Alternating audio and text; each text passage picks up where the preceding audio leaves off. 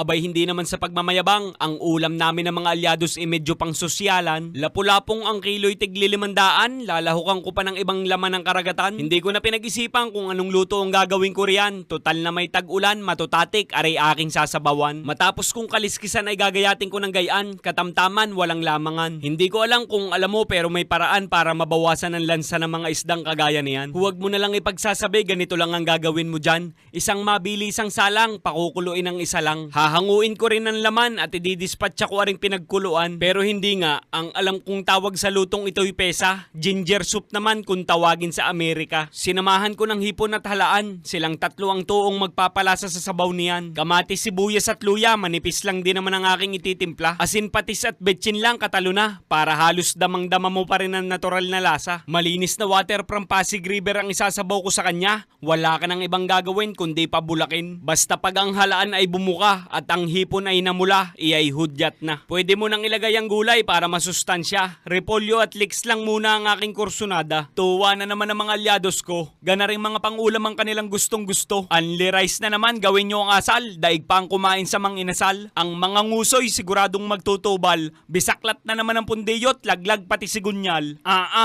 Ay igop abaw, indot maya. Ay ina!